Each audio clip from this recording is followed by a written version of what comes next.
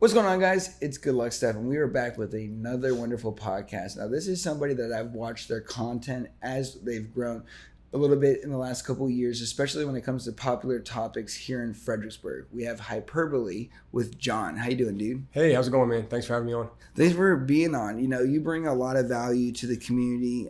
You've been to a lot of main events that have happened here, like the riots and the protesting and all that. What's the real value of Hyperbole? Value to the viewer, the current viewer, would be being better connected and engaged with the community around them via up to the accurate, high quality content. In the long term, you've got almost a wreck happen that doesn't make the newspaper, that doesn't make the magazines, it doesn't make the evening news, but is nonetheless relevant, thought-provoking, and interesting. So I think a lot of times I think, 10, 30, 40, 50 years ahead, how will this be perceived? How will this be appreciated? I think that guides a lot of the coverage on the page, or the content on the page, I should say. Yeah, I definitely think so. How do you get advance notice of all this happening? Do you just do you see it on another place and then you just rush to it, kind of thing? Or? Lights and sirens is, you have the transponder app on the phone.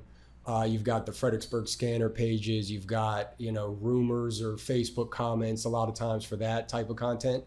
Other things, you've got, Facebook. You just search through Facebook. You see different organizations doing 10-year anniversaries or doing interesting events. Emails, a lot of the schools, the police department, you get email communications and things like that, heads ups on arrest or whatever have you. Quite frankly, a lot of the times you get a great deal of insight and inside information from just being at the events, being there early, just engaging with people. Always upfront about who you are, but just talking to people. They volunteer a lot of information and they give you a heads up on things because they want you to be there to cover them. People seem to appreciate when somebody comes out there with a willingness to document. Now, especially when it's honest, when it's straightforward, forthright, whatever have you. I find a lot of receptive, willing, participants on that front. Yeah, I definitely think so because, one thing, you have to be a good communicator to be able to talk to these people, especially in tough situations or seeking information from them. You're just this random guy coming up trying to cover a news, so dressed like this and yeah. Yeah, well, it kind of reminds me of the Night Stalker. There's a movie about it, and then I actually watch on California. They actually allow news reporters on scenes of like really bad accidents or things that are going on that you don't see around on the East Coast so much. They do they do. I can only speak locally, but they are pretty.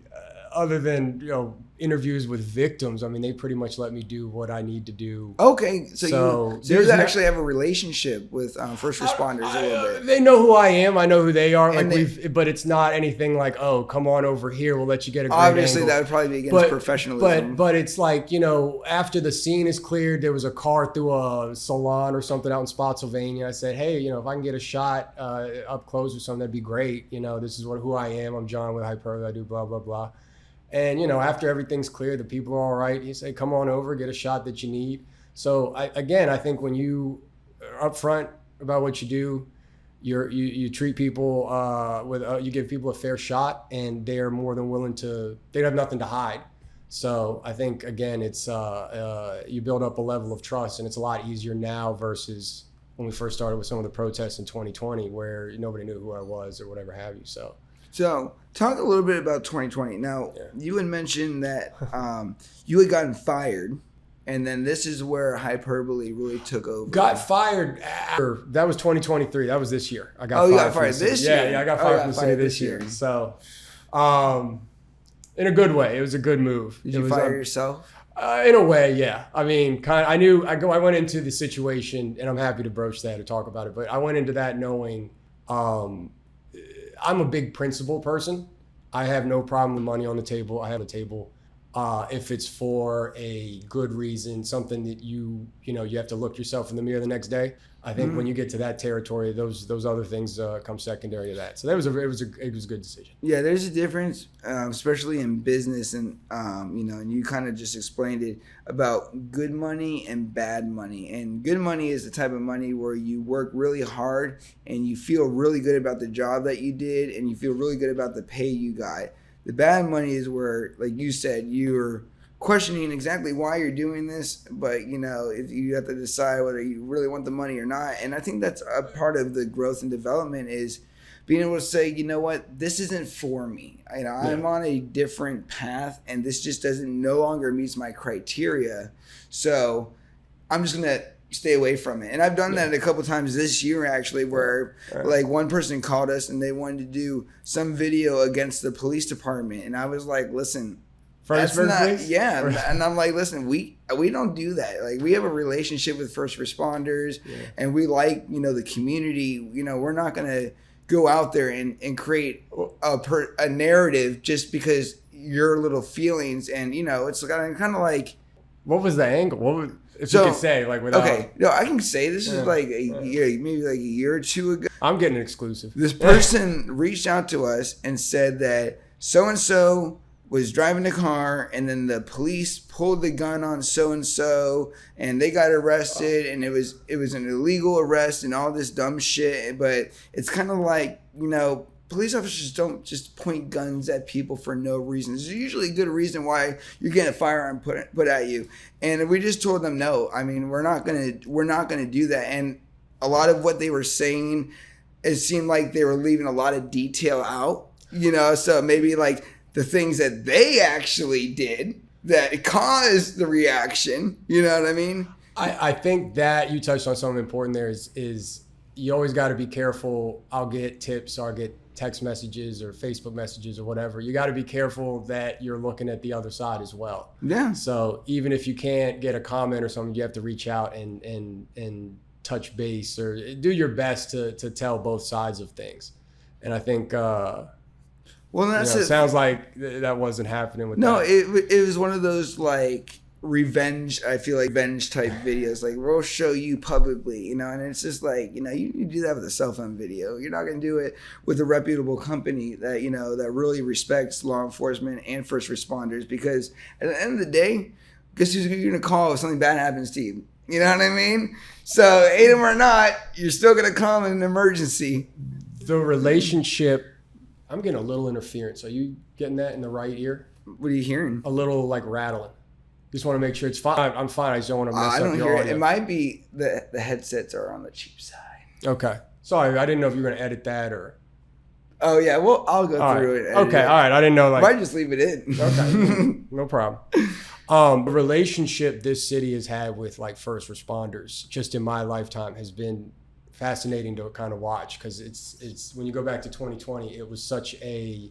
You have the pandemic, you've got President Trump, you've got so many different things going on, and then you have the George Floyd murder.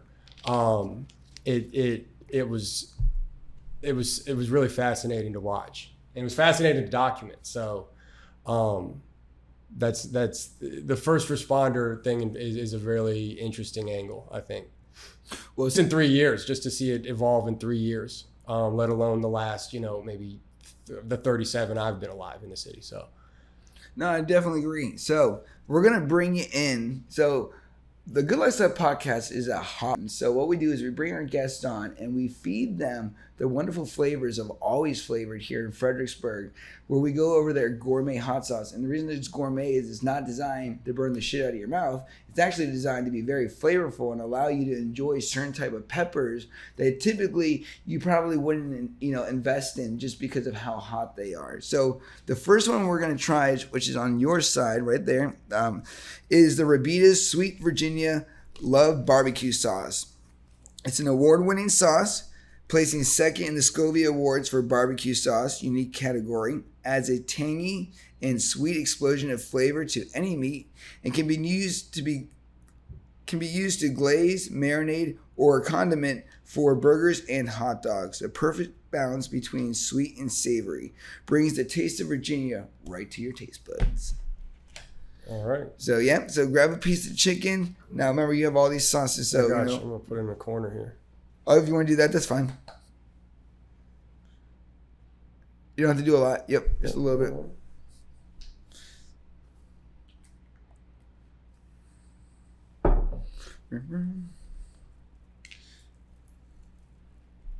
Oh. After you, go ahead. Yeah, I actually replaced this sauce with the barbecue sauce when I get the nuggets. If you use the McDonald's code, you get 40% off a 10-piece. And I go straight home and I replace it with this sauce because it's way, way better. What do you think? It's good stuff. Mm-hmm. Yeah, number one is really good. If you are a barbecue fan, this is where you need to be. So I have a couple questions as we go through, our candid talk and everything.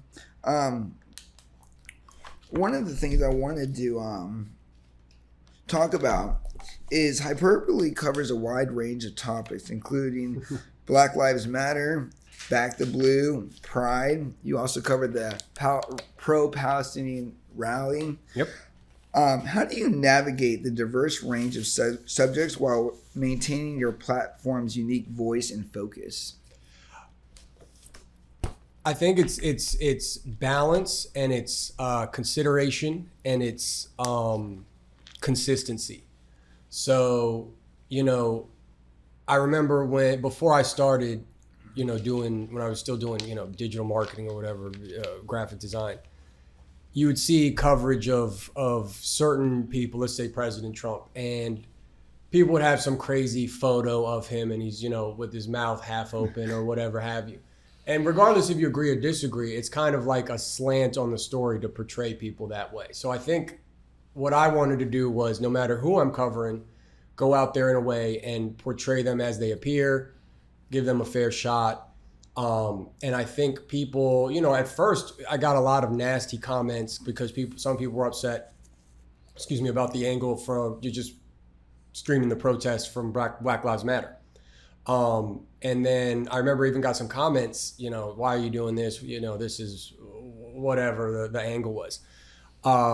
Eventually, once you do Back the Blue, 2 months later, you do other angles of whatever. If it's pro-Palestine, I went to the Beth Shalom Temple in Stafford when I was invited for Israel Day. So I think it's looking at ways to present both sides in the same light or in the same lens, and letting the audience decide the merits of each's position or argument. And again, it's kind of like a challenge. Somebody say, well, you won't do this. And I'm like, I'll show up for Transgender Day of Visibility. I'll show up for the Nakba Day in DC. So it's kind of, the Afghan New Year, Nowruz in Springfield. It's almost like not a challenge, but there's nowhere I won't go. There's nobody I won't talk to. So again, it's consistency and it's consideration, I think. Yeah, and I'm the same way. Even with the podcast, we'll bring on anybody that wants to come on and share their story. Now we are trying to vet people, make sure that they're credible and they're going to give you good content because now you are investing your time in them. But I definitely agree about the transparency, and the news is the news. Whether you believe in whatever sexuality somebody is or religion or whatever, it's still the news. And I really like the fact that you try to do it from a non-biased approach, because I think so many times, and even me can be guilty of this, we stereotype people, or we think in our heads like a certain way somebody might be, and that's not always the case, and giving that fair chance to somebody, now do I agree with the Palestine rally? Absolutely not. I think what they did is disgusting, and there's no way acceptable to be doing what they're doing, you know what I mean? But it's like, in a way, in America, they still have the right to voice their opinion, whether it's right or wrong. Yeah. And it's cool because you're going to report that not from how you truly feel inside, but how you really want the world to judge them on their own. You know, it's kind of like giving advice, but not really telling somebody the advice, just getting them to make up their own answer. It's a lot easier than like the day job where you have to spin it where, oh, I've got the best coffee, I've got the best pizza, I've got the best car service, whatever. You simply have to go out there and document what happens to the best of your ability. And it removes, when there's no ego involved, when there's no emotion one way or the other, you're just out there to say what happened. It's a lot more simple than the people out there that have to actually espouse a position or hold a position and defend it or whatever have you, advance it. Yeah, and I think, you know, even Robin Williams, there's a clip on Instagram of him talking, and, you know, he's talking a very candid moment. And part of it is about, like, you know, being like just a decent human being, right? Mm-hmm. And one of the first things he says, you know, ego goes bye-bye. You know what I mean? And I think that's true. I mean, I think, you know, we all like to be on our own high horse, but at the same time, we do need to realize that they're human too, regardless of materialistic items or religion or any of these things. It's still a human being. And I think sometimes we forget that based on what we see and how we feel about what we see, especially when it comes to the news. I think also things going from what used to be a face-to-face or people came together at a town hall community forum has turned into Facebook, turned into Instagram, TikTok. And that there's a dissonance there where you can't sit with somebody face to face. You can get your hands on them. You can whatever. You can see their emotion.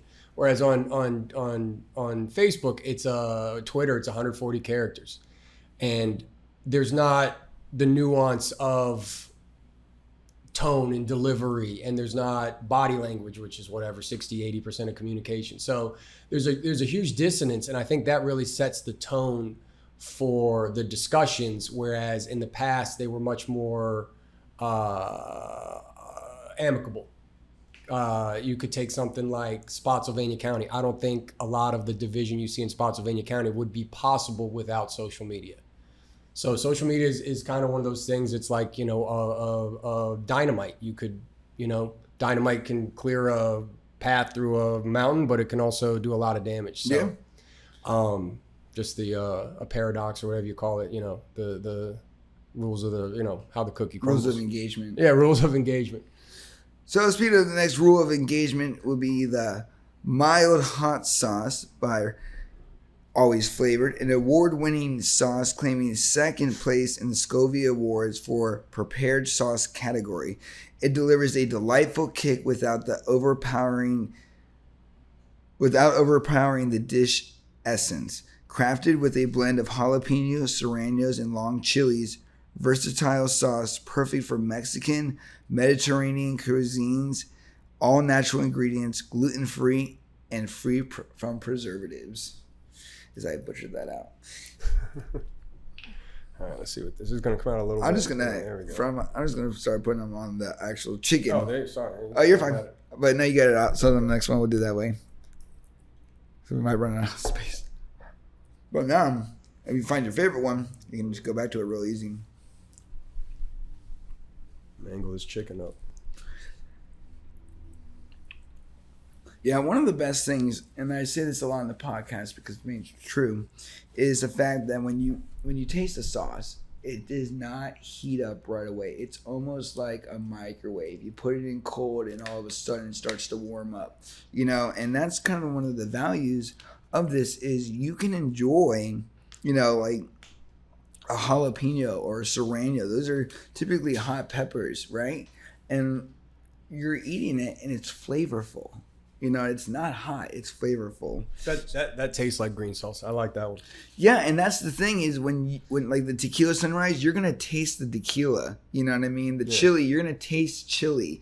And it's really honest when it comes to the names of these. So you talk about pushing the boundaries a lot, right? That's the goal. That's the goal. Yeah. Well, I think in news, appropriately provocative, you know, rash, you know, in people's faces is kind of what you need to be. You know what I mean? You need to be able. Those are certain, you know, in your face. I don't know if that's how I would describe it. pushing boundaries, not to push back or, to argue for argument's sake, but, again, everything has to happen. I'm not out there. I'm not one of the content creators that is in front of the camera, Harry on TikTok that takes a position. This is my position and this is what I put out there. The things I have, my Saturday night could be a car accident. It could be a protest, or it could be sitting at home. So, or it could be, a sunset or something that's, completely innocuous. So I don't shy away from the difficult conversations when they arise. For instance, we had a canceled football game not too long ago, and the threat was an online threat, and we've had in the city, for those unfamiliar, we've had numerous days lost of instruction to different threats of certain natures.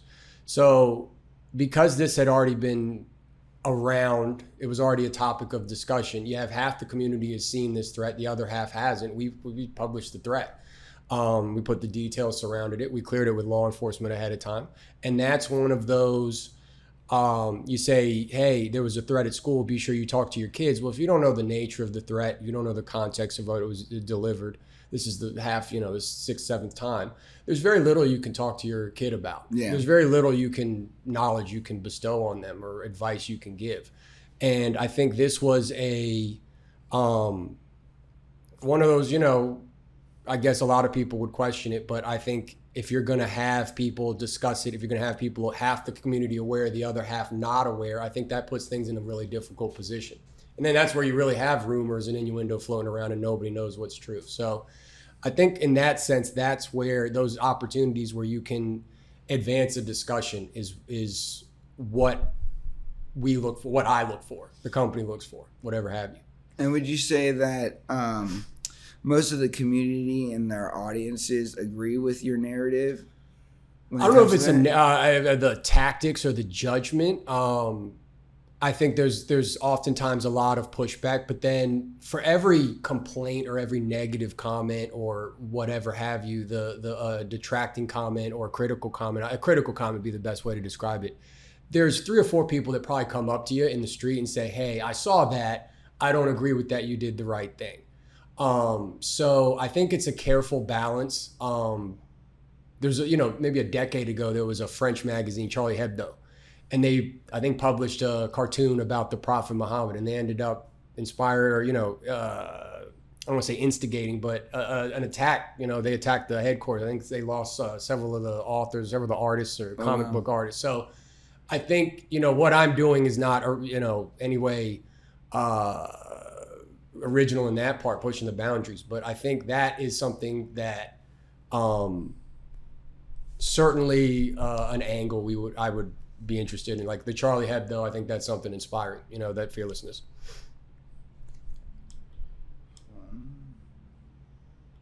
Wake up, bitch. I know you're not dead.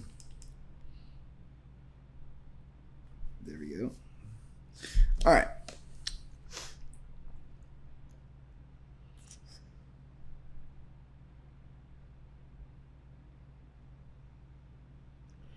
What do you think? What? About something like that, pushing that boundary. Okay. As a creator, as a videographer, I like to push the red button. But sometimes the power button or the red, like the big red button. The big red button. Okay, all right. Where you don't know what's gonna happen, and even with my Madman Plant character, I wear this checkered face mask when I'm on camera. And everybody thinks I'm hiding my identity, and I'm not. I'm really just trying to create a brand, because I can't be a cartoon. But, it's something different. It's something unique. And with, what I have going on, I don't want to ruin any opportunities, by like somebody trying to hate on me and then, say, oh, he's doing this and this, even though what I'm doing is perfectly legal with growing and everything like that. You know what I mean? So, earlier last year, our products company, Madman Plant, we're 3D printed manufacturer, got attacked, and we got a cease and desist letter from another small time manufacturer, and they actually got our site shut down. They caused a lot of headache for us, and that's when I kind of did push back. I created a video. I called them out. I sent my own cease and desist. Sounds expensive. It cost me it was like $1,700 to Sounds send expensive that. stuff. But at that time, when somebody's taking down your website and filing a fake DMC or whatever is a copyright claim against you. Honestly, with Good Luck Steph and Madman Plant, because I try to work with law enforcement and because I try to, I work with Children's Hospital, nonprofits, organizations. It's mainly to protect myself from the haters. You know what I mean? And also too, I just they would I guess law enforcement, like the Children's Hospital would be like, don't they assume like graphic design and video? I feel like that's like priced into the industry a little bit. Definitely video production. Okay. I know a lot of people who smoke weed. Honestly, Web like design, if you're in the construction drawing, industry, painting, restaurant industry, video production industry, if you're an artist, if you're a creative, if you're just an average guy at 65 years old, you probably smoke weed. You know what I mean? And that's certainly, I mean, some of those professions, at least in my experience, it's expected or anticipated. I'm not handling any classified information from the government. So, I'm separate. What motivates you to merge your professionalism and traditional media with an interactive, unedited, and uncensored experience for the audience? And how has this approach influenced your journey with Hyperbole? It was all by accident. There was tear gas on Caroline Street, and the first reaction was, this is absolutely beyond anything I could imagine. At least up until that point. Now it seems like so quaint. And I thought the only way to get that out where people could really share it at that same time. It's not one of those things like a street fight or, an argument on the street. You bring your phone up to see what happens. It's, there's 40 police on one side and, 300, young students, whatever have you, on the other side. That's something you just have to pull out your phone and, share with the world. I mean, that's something people wouldn't believe it if you were to go tell them after the fact. This is what was happening in downtown Fredericksburg. So it was entirely by accident. And then to see people respond for them to kind of latch onto it the way they did, especially during that summer, it was just kind of a natural appreciation and, desire to show people more. I love creating. I like the authentic angle. It's easier than, having to make things up or to come up with my own words or come up with my own thoughts or whatever. I'd much prefer that. It seems like it's more valuable in the long run than what, I necessarily myself think or what I have to say. So it was just an accident that really fit.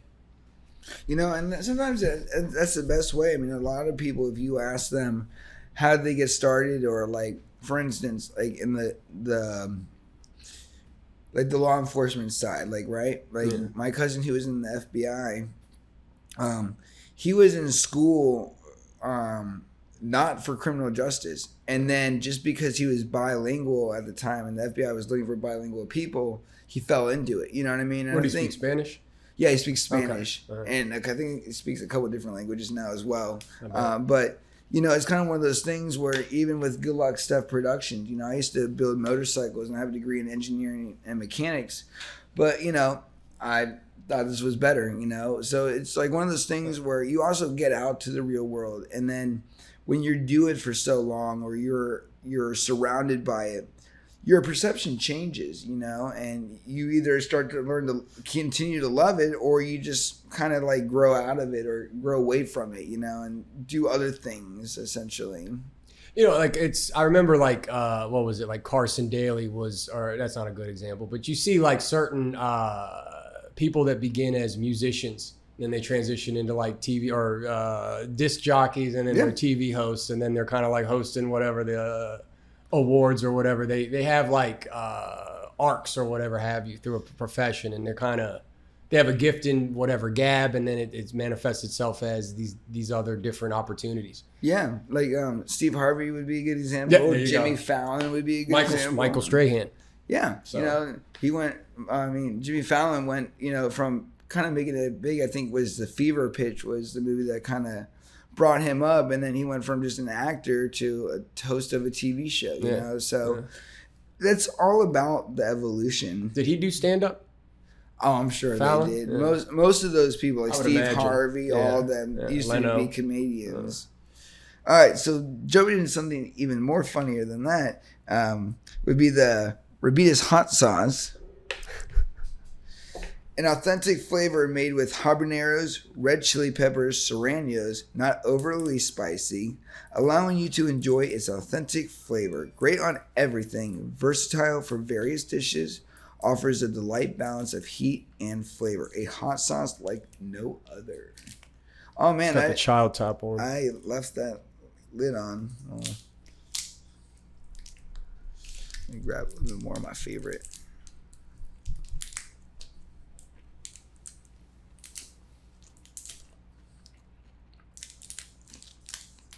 Just got this locked up tight. There's like a pull tab on the side of it. You just gotta figure out where it is and why you do that. I want to do this one because I'm doing the same thing again. Oh wait, this is, or just take your nail and I screwed that up. Yeah.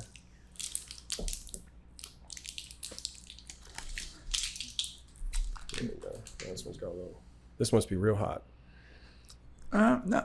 Well, it has a little restrictor cap on, but like I said, The restrictor cap.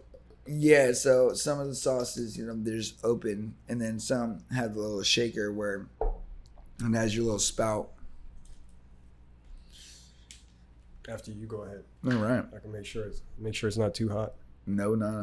I'll go with the single one, no problem. Okay. So this is like your all around hot sauce, like something that you throw on like eggs or steak or whatever you want. A little bit of kick. It is, and like Ron said, like it heats up slowly, so you are gonna feel the heat. It's not like there's no heat to it, but the way the heat interacts with you is what's different. Sorry about that cat. Oh, you're fine. We'll edit that out. All right. Hyperbole Hyperbole's coverage includes positive and challenging stories. Share an example of a story that had significant impact on the community and discuss the aftermath of covering it. Back the Blue, the very first one in that started in Hurricane Park, was a really crazy event. I think the anticipation for that. So to give some background, I think that was in the end of July. So we had protests, Black Lives Matter oriented protests for maybe, May 31st through at least, not regular, but through July. And then for about a month, you had this event, Back the Blue plan, that you just heard more and more about. And it was kind of the pro law enforcement side that had, these about 60 days or so to kind of digest everything that was happening. And they showed up like there must have been maybe 2,000-3,000 people. It was a huge demonstration, probably bigger than most of the demonstrations, at least up until that point.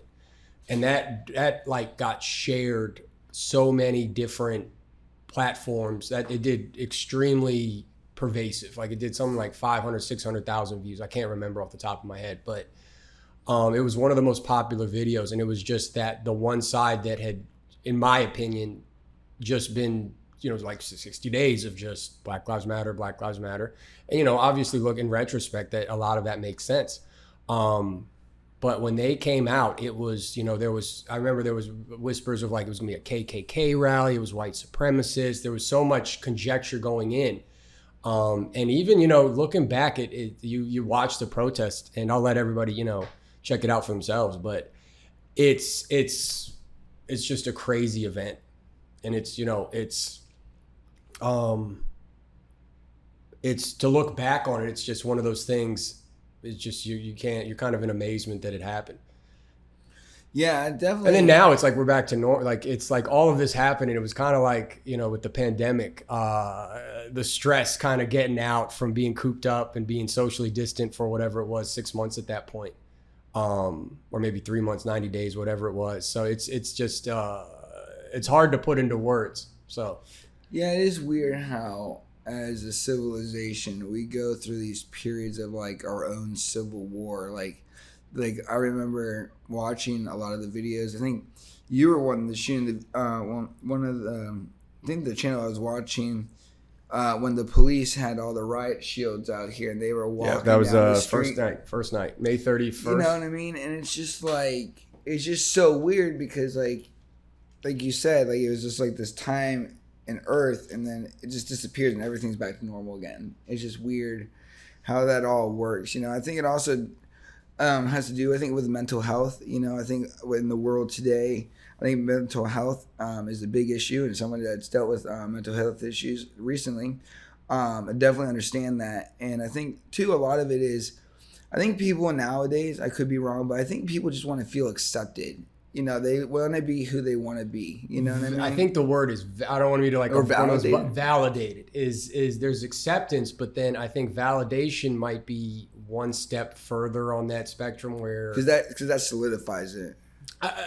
It's acceptance is, other people embrace, maybe that's what the embracing is. Validating is the embrace, whereas acceptance is just not harassing. Yeah, I don't know what I'd leave it up to the people that use that word regularly to kind of define it. But I think validation is certainly on a social media standpoint. So I guess acceptance on a social media standpoint would be not leaving negative comments, not derogatory, not mocking, whatever have you. Just kind of live and let live. Whereas validation would be sharing, amplifying, boosting, whatever have you. So in that, like the dinner party equivalent of that. Which I think a dinner party is always a good example for social media, like the cafeteria table. Yeah. I think that's like a great example, a great metaphor for the rest of life. Yeah, and I think too that, to add to that, we're all in a new period in the world where, a lot of different things are happening, things are, changing, it's all like, it just never stays the same, for long. It's always changing, good or bad. Revolves, it revolves. Styles, trends, history repeats itself. It's kind of a, whatever, 80-year cycle, whatever they call it. So.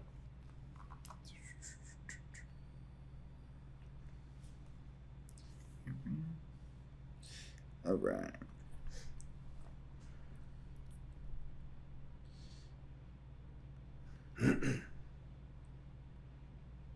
All right. Share a memorable experience. Actually, you know what? Before we do that, let's go to our next hot sauce real quick. Our next hot sauce is going to be the Thai chili. Now, this is a tantalizing Thai chili sauce made with hand-picked farm fresh chilies, offers a zesty flavor profile and a slightly sweet goodness.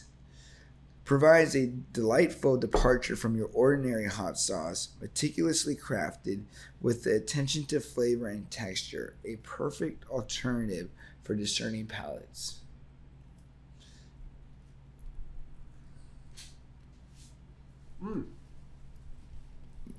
Get a lot of that on there. A little bit more kick. Mm-hmm. Well, we are going up, and I should let you know that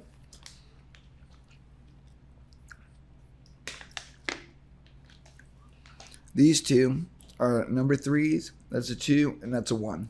So our next one, we're going up to the 4s. Okay. How high does it go? Signal 1. Okay, that's like the number. That's like that's the hot spiciest. One. Okay. Mm-hmm. All right. Share a memorable experience or story that highlights the power of community engagement through hyperbole. Oh God, I don't remember the gentleman's name. He's a very nice gentleman. Micah Ecumenical Ministries. I hope I'm saying that right. They recently had an opening at their Hased House, which is a temporary homeless housing shelter. I should probably say housing shelter over here, right off of College Avenue. And there was a young man there who was I believe the second resident, and he was very upfront about his experiences, what he'd been through, what he was trying to accomplish, and he was kind of getting back on his feet. He had a couple outstanding cases. was working to get that resolved and was just really optimistic. He had a job down here at Foodie. Shout out to Foodie for kind of supporting, or for really supporting some of the people in need that are looking to improve their situations. So just sitting there with him and getting to know him, and I said, can I share some of this with, my page? I explained who I was. He was like, yeah, I want to get it out there. I want people to know, I really want to be part of this community. I want, just very outgoing and positive and upbeat. And to put that together and share it, I didn't think it would, I thought it'd be, just a normal post. And it really did. It really responded with the community. Like people really, a lot of compliments and, this is the journalism we're looking for and things like that. So I think something like that, where you see so much of one angle on something like the homeless or the unsheltered, to see kind of the other side of things and to have somebody who was so open and willing to share, I think was kind of that magic moment where it comes together and is something people can come around and connect with. And kind of the opposite of that, the school story with the threat. This is one of those where people can come together and really appreciate something in their community that's a positive change.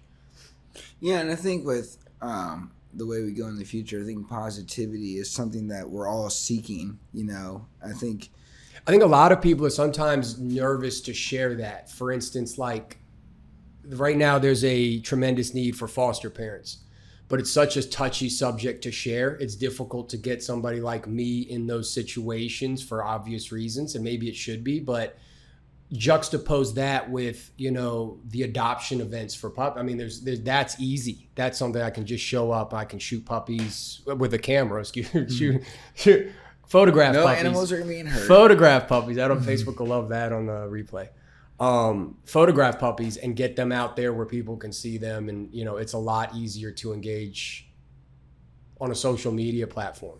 And that's kind of like that, one of those things where it just makes it tough to those moments, like with that gentleman and Mike, gosh, I wish I knew his name. Is it Andrew? It'll come to me as soon as we wrap.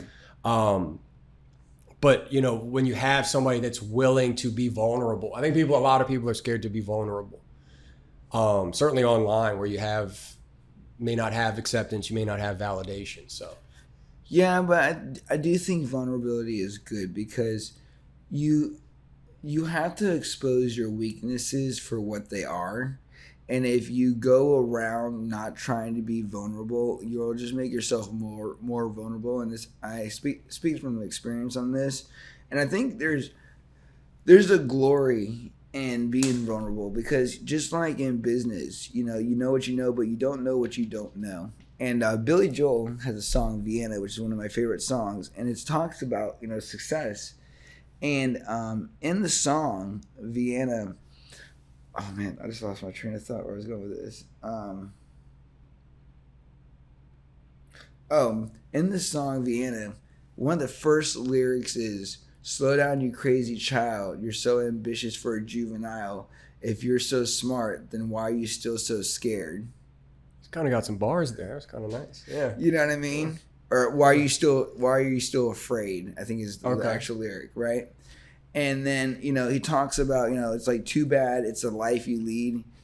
You're so ahead of yourself, you forgot what you need, type deal. You can see when you're wrong, but you can't always see when you're right. Yeah. Those are part of the songs, and I think a lot of that ties into the way we see ourselves. We want to be so professional and so put together, but what I realized getting older is all that's bullshit. We're all people, whether they're celebrities or just average people. Nobody really has it together.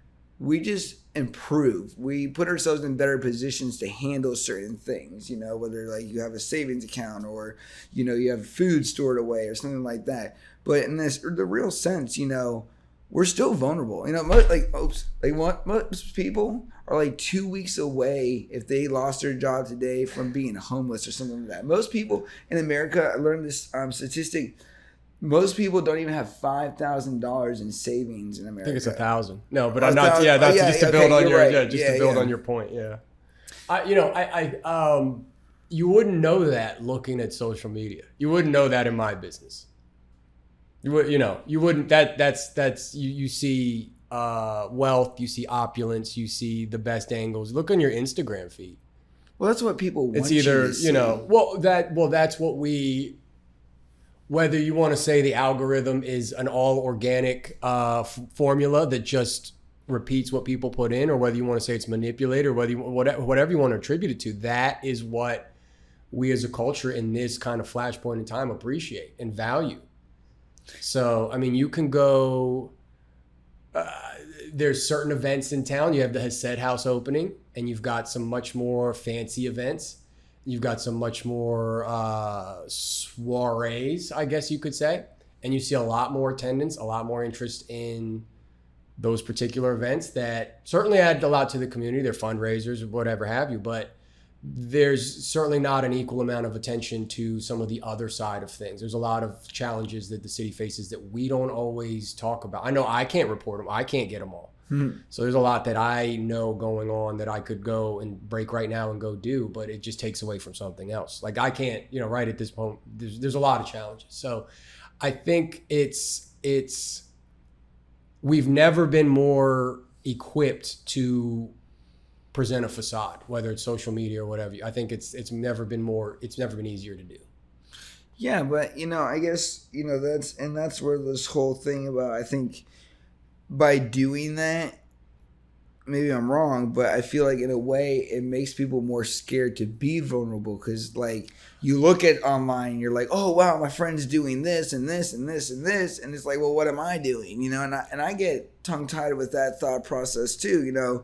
I'm doing a lot for myself right now as is, but then I go online and I'm like, well, this guy just bought a Lamborghini. Well, why did I not buy a Lamborghini? I'm a piece of shit. What the fuck? You know what I mean? Like, there's certainly the peer pressure. I think there's a lot of pressure to keep up, but there's also a pressure to conform. Well, why would you want to conform? Because it's easier. Then certainly it would be, I'd have a lot more followers if I just went around and kind of told what everybody said. Like, oh, it was a lovely day in downtown Fredericksburg. There was a great spicy smell of tear gas and everybody got along great. The cops and the protesters came together and they played hopscotch. It's a lot easier for me to just kind of to pass on the hard stuff, the tough stuff, like the car accident or whatever. It's tough to go out there. You lose followers. You lose followers going up and covering Palestine. You lose followers going up and covering Pride occasionally. You lose followers covering some of these really, in my opinion, important, relevant, thought-provoking stories. But it's not always popular with the audience, especially when there's sources that will just blow smoke up where, without ever even leaving the office. So it's a huge advantage to conform in some cases. But then you have kind of the breakout cases where you can, because you stand out in a certain way, you can really make a name or whatever have you to accomplish what you're looking for. I guess you got. So it's a double-edged. It's how you deploy it. But I think, for most people, it's never been easier to go up and take a selfie or to go up and, present a certain angle that's not that case. So that guy with that Lamborghini on your timeline, does he have his papers for it? No, I'm just going. Legit. There's a lot of people that are legit. There's a lot of people that aren't. There's a lot of scammers. There's a lot of frauds. There's a lot of fakes. There's a lot of, certainly in my business. So I can only imagine what some of these other industries or whatever have you are like. So. Yeah, I think maybe, and that's kind of like the question I pose, is because social media is this perfect world where everybody's just wonderful and happy, does it make people more concerned about the possibility of being vulnerable? And do you think that if you were vulnerable to some of these ideas or some of these events, would you maybe start to agree or see things differently? And maybe you don't want to be vulnerable because you don't want to change your opinion. You don't want to try new things. You don't want to evolve. You believe your ways and you stay in your ways, and that's the way it's going to be. And, because you're scared. What if I liked it? What if I thought they were cool? Routine is certainly something that people find comfortable. They get into their groove or whatever have you. it's hard for me to answer that because my goal is to capture like Pokemon. I want to capture it all. I can't do that all the time, but I have to pick and choose my battles. But I think for the most part, I'm really proud of the catalog of work. Like when I scroll, I'll hit grid view or whatever, so I can go through like a ton of posts at once. And I forgot I was at the Madonna House fire. I forgot that happened. The otter got stolen. That's that's the craziest thing. Everybody remembers the otter. I'm like, I was at January 6th. I was pro palette, like all these, in my opinion, much more interesting, in-depth stories. And they're like, I remember you found the otter. You weren't supposed to touch it and you touched it. And it's just like, yeah, that was me.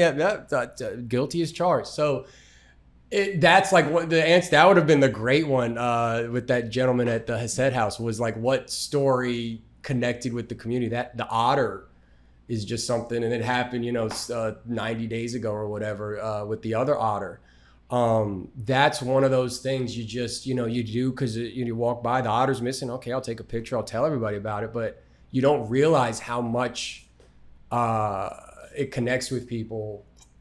That was one that connected beyond like the metrics of the page or whatever. I had no idea that people would remember that, and like that would be the one that made a name or whatever. It's like the equivalent of buying your kid a really nice toy for Christmas, and he has more fun playing with the box and the. It really was. It was just like, I mean, I know the otter, people like it, but it is what it is. I'm glad people, tune in or whatever. Well, the next sauce you are going to like, as we talk about liking, is going to be the Rabita's Tequila Sunrise. I was about to say, yeah, we got this one. So now this is really cool because this is a collaboration with 96.9 The Rock, using Sunrise Scorpion peppers, smoked ghost peppers, agave tequila, balanced with dry cherries, orange juice for a perfect blend of heat and flavor. Inspired by the music and created with a touch of creativity, intense heat combined with enjoyable fruity flavors adds a unique twist to your culinary creations. Cool. That's a radio station, by the way, 96.9. Yep. I was curious. I looked at the bottle. The Rock. Do you think, this has nothing to do with the radio station. Do you think sponsors get the limelight that they deserve? You're in events, right? Like you do you ever work with like sponsors or things like that? All you time. Ever get grouped into that? Do you think they get their worth for what they pay? For instance, I'll see a sponsor that'll pay like $10,000 and they'll get a banner. And I'm like, that's like, a year, that's like 6 months, 9 months budget. That's like a huge budget for what you could do on a marketing front. Obviously it's for charity, but there's certainly ways to, what do you think about that? Honestly, I think it's more of a tax write-off more than anything. Because, and honestly, obviously than just a tax write-off, it's a company wanting to do good for the community. We sponsor small things, and I think that's $10,000 worth. Not always nonprofits. Yeah, it could be any business, but I guess it really depends the field. Like today, I was the Social Collective, which is in Loudon. It's like a huge networking group. It focuses on like all the ritzy side of like Northern Virginia, essentially. Oh wow, that's big money. Yeah, and you spend usually it's $250 a sponsor thing, and they put your logo up on the banner, and then you get to speak for 2 minutes. But it was nice because everybody else gets to speak for 10 seconds. Now, what do you say in 10 seconds? I used to be like, my name's Stefan. I own Good Luck Step Productions. We're a multimedia company connecting businesses to businesses and their audiences. Okay. You know what I mean? Like, all right. Oh, yeah. Okay. So, and then you have the longer version where you can really explain yourself a little bit more. I don't really know because I'm not a big company that has spent $10,000 to be able to give you that answer. But I imagine. But I'm not to interrupt. You've worked for those companies. Like you've been on that side, right? Absolutely. Do you see $10,000 in value? Again, like let's now, just say video a for production, profit. they can easily spend $10,000. Yeah. But am I putting them on a banner for $10,000 and they're just giving me $10,000 to be on that banner and no, deliverables? No. These are real numbers. I'm not making these numbers up. These are real numbers. Yeah. We were actually going to pre-pandemic.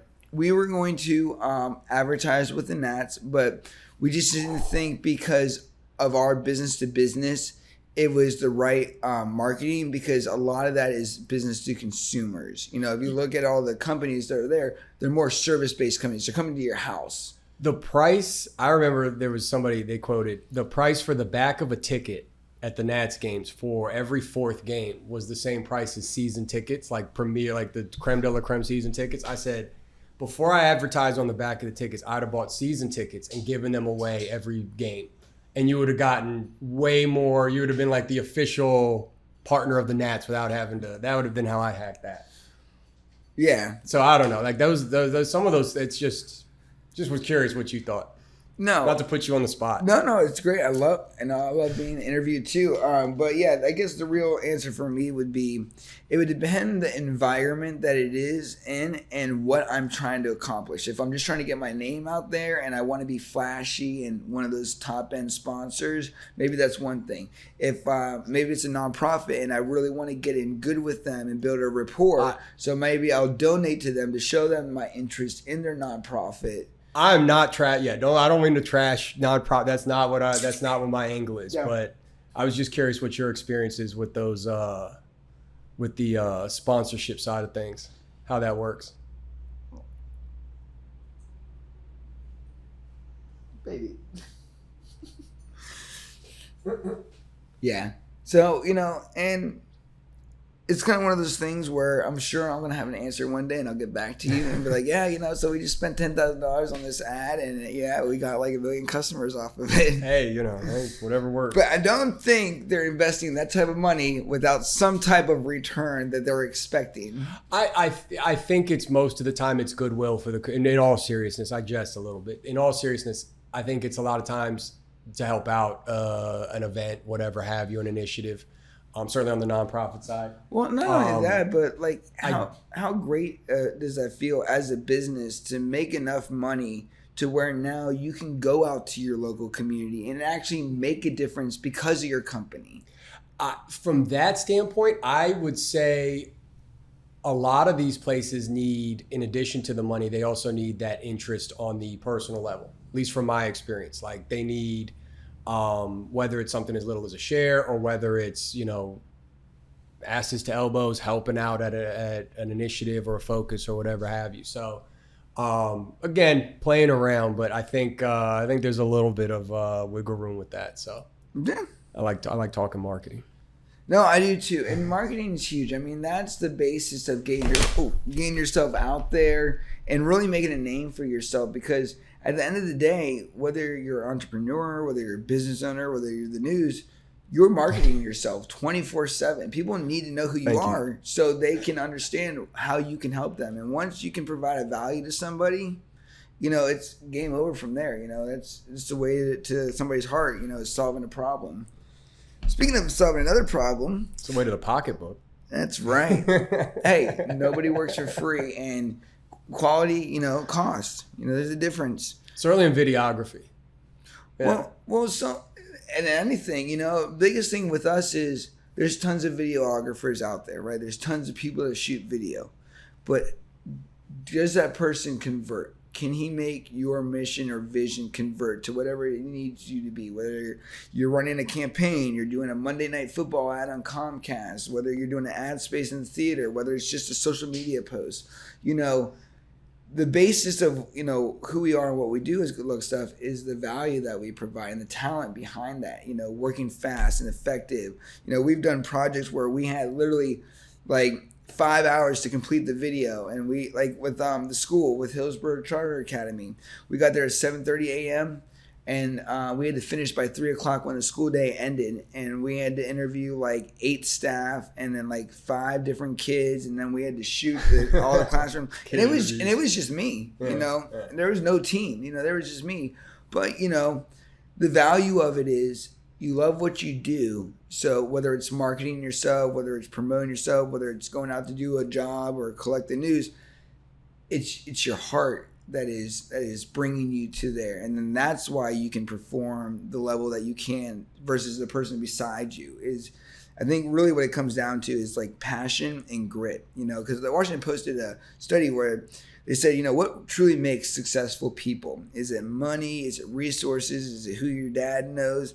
And what they found out is it's grit. It's being able to do the same thing over and over again with different outcomes, with the same energy and the same passion to get exactly where you want to be. Like Jim Carrey says. Persistence. Yeah, well, not only that, but live a life like most people want for a very short period of time to live the rest of your life like most people can't.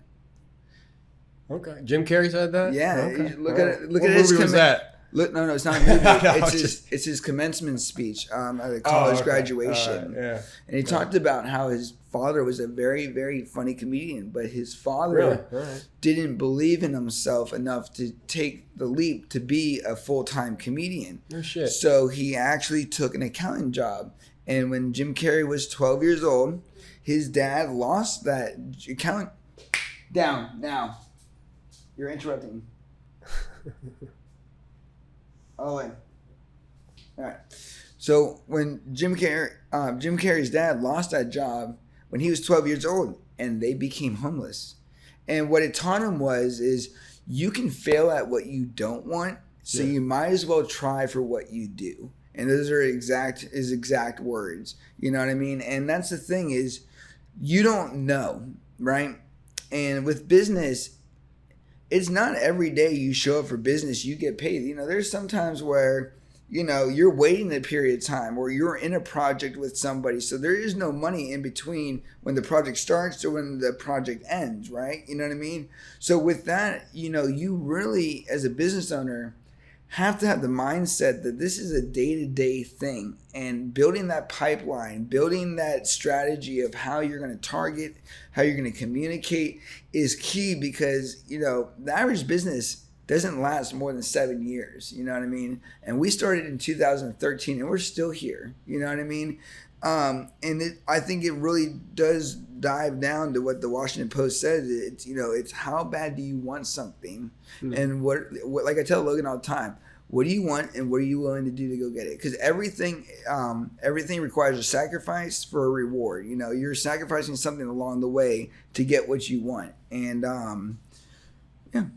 Certainly now, you know, a lot of the low hanging fruit's been picked, and it's like, you've got a lot of where it used to be just be graphic design and you design a logo, you design a business card or whatever. Now you've got social media, you've got email, I mean, it's like you almost have to be 2 or 3 different, you know, have your 2 or 3 different lanes, so to speak, to really be competitive. So it's interesting to see, certainly on the creative side, where things are headed. Yeah, and with that being said, you know, as a business, you think that, oh, okay, so in my case, I take photos and do video. So that's my job. That's what I'm going to do at Good Luck Stuff. But as the owner of the business, you realize you got the whole other that's side, not, those 2 items are just part of what you do. The other 80% of that is building the business, trying to scale the business, trying to keep the business alive. You know what I mean? It's all those things. And that's what you don't realize as an entrepreneur is what you're good at and what you actually are going to need to learn and to be able to really be good at are 2 different things, you know? And I think a lot of people get into their own fields of passion. Like, I love being an artist. Well, now you got to go sell your art if you're going to do that full time. So now, do you like being a salesperson? Because you need to love that. And you need to be able to talk to people on the fly and be able to interact with their ideas and spit things back to them. And I think as you get, you know, more mature in your field, I mean, like even with you, you know, from the first Hyperbole live video that you did all the way to now, your approach, how you handle things, how you see things, how you report things, it's all evolved. Yeah. You know what I mean? It's not... Certainly in scope, yeah. Yeah. You know, if you looked at your first post you ever did to the post you just did yesterday... You'd be like, I would never read the first one. Like, who is this guy? Maybe I haven't evolved that much. The first story I ever had was like the tulip drop, and that was in the middle of the pandemic. And I remember getting like quotes. You know, it was almost as thorough as what I do now. So maybe I understand what you're saying, but it's almost so basic. You know, what happened, what transpired. You want to have a little bit of proof so that people can, you know, see what you're saying, but. I try to keep it very simple and straightforward. Perfect. Yeah. It's not overdoing it. It's like they say in flying, keep it simple, stupid. I think in the evolution has been where it was just protests, you know, or whatever, Caroline Street. Now it's things in DC, it's things in Roanoke or whatever. You know, I've been all over the place. Certainly all different types of people, all different types of causes. Been out in Spotsylvania, out in Stafford. So I think it evolves where when I started, there was no vertical video. Like that was crazy to have, if you had your vertical video on a live stream, you screwed something up along the way. And now it's like the norm. Yeah. So I think at some point, I think a podcast, maybe I can have you on for a podcast someday on my page. Yeah, dude. I think like it evolves in almost the same way, like, we have almost programmatic, like I've got the shot of the day, I've got dogs at downtown, there's some other things in the works. It's like almost like episodes the same way, kind of like a news thing structures either their segment or their programming. So I think in some ways it's a breakdown, and then it builds back up just on a social media platform, vertical video versus TV video or whatever, horizontal video on a TV. So, but no, to your point, you obviously have to stay fresh. You have to stay ahead of the curve as far as what other people are doing. You have to be original, and you still have to stay on message what people came to you for. So yeah, and like you said too, you also in a way have to conform, because in a way, and this is something I learned with my own YouTube series, is you're making content for you, but you're also making content for them. And there's a difference. If Instagram is going to put reels on the front of everybody's page and is going to not show photos to anybody, if you're going to stick with photos, like it's just going to be a tough time. Whatever, you know what I mean? Like you have to adapt to. I'm sure like videography, like that was probably an adjustment for you to go from almost strictly at one point horizontal, whatever have you, to doing YouTube shorts, doing reels, doing whatever, doing stories, all the other things. I can't tell you how many videographers and filmmakers out there are making jokes about how everybody wants something vertical. They want the behind the scenes. They want the standard. They want this all at one time. The one guy had like the 360 on top. He had like the GoPro for behind the scenes. He had the vertical camera, and then he had a regular camera all on a rig to be funny. But it changes. And, even in the video world, now what we do in the video world is a little bit different. So we have options. So we can take a video like this and turn it into a up and down video. But what we have to do is focus on how we're going to crop that video while we're shooting it. You still have to shoot it in a manner where you're capturing what you need to capture for the format it's intended, right? Did I put that right? Yeah. So what you would do in a situation like that is you would actually shoot wider. Yeah. And then you can screen in, and you can either go left or right. And as long as you're 4K, you have enough resolution to make up that difference. Oh, we shoot in 6K. 6K, whatever. Yeah. But and then what you do is you render out 1080p, and then you downsize or squeeze that 4K, and now that 4K is actually being put in at 1080p. So you maintain all the sharpness and kind of upscale the footage a little bit. But there is some differences. A lot of, too, is now what we do sometimes is we'll do everything on the cell phone for a client if that's what they want. Because sometimes what we'll do is we have the cell phone works. Like people love the cell phone stuff. Yeah, and the problem is a lot of people don't know how to film themselves with the cell phone. Mm-hmm. So what we'll do is we work with our clients on a weekly, bi-weekly, monthly basis. And with that being said, we'll do a bunch of reels for somebody, and we'll do them vertical, and then we'll do the same video just horizontal again, to make it easier. So, do you do politics? Do politicians ever come to you for things? How does that work? Well, usually when a politician reaches out to me, they're on some type of campaign. Yeah. So, like the one we just did was Howard Rudat for he must be north of the Rock Hill district. For Stafford County for the school board. Okay, all right. Yeah, and he found us on Google and reached out to us, and he actually had a deadline, and his video actually went on Comcast. So you can check it out on wherever Comcast is putting that commercial, which is really cool. And that's part of it too. Is we have reps with different networks. So like, Fox 5, The Washington Post, Comcast, BET, MTV, and we're a third party vendor. So when they need something shot and they can't do it themselves, they hired us. Or let's say like we've been approached where they're doing a big video on the West Coast, but they need footage from here. Yeah. So they'll pay us to go out and give them the footage, and most of this is NDA. So, Okay. All right. That's what I was kind of getting at. Like, do they come to you with like, I want to do this. I want to be walking down the street. I want to have my boots on. I want to have my hat. No, when we do with bigger companies, it's all NDA, you know, closed lips. Like before they even disclose anything. Sometimes the marketing company or the person that's like the third party won't even tell us who the client is until they've accepted our bid, just out of privacy, because some of these clients are like very, very big, and they don't want unsolicitedness. So I didn't get it from that lady, so I'm just going to call them directly because now I know who it is and what they're looking for. You know what I mean? So do they have do you ever get an idea you're like, this is just insane, this is a terrible idea? You ever have to break that to somebody? Yes. Somebody that's like an elected official? That must be fun. I enjoy that. Well, not so much the elected official, because usually when we work with, like, we did a drunk driving campaign with Bryce Reeves. We did an election video for Stafford County Sheriff's for Oxley. Bryce is a nice guy. Yeah, no, he's really nice. He gave me a challenge coin, and we had a great time shooting that. And that was the same thing, you know, a marketing company that wasn't even in Virginia reached out to us and said, hey, you know, we need Bryce Reeves to do a commercial, blah, blah, blah. Here's what we need. You know, what's the pricing? How does it all work? Against drunk driving, right?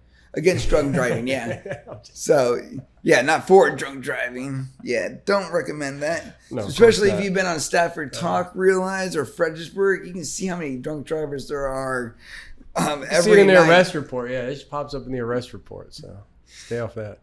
But well, a lot of what we do is it's either direct business to business. So I've approached you, and you own a business, and you are like, yeah, you know, I'd love to market, or I'd love to do video. I need some, you know, visibility. Or it's, hey, you know, I'm with such and such, you know, we're reaching out because so-and-so needs a project, or we're looking for bids right now. This is the scope of work that we need to do.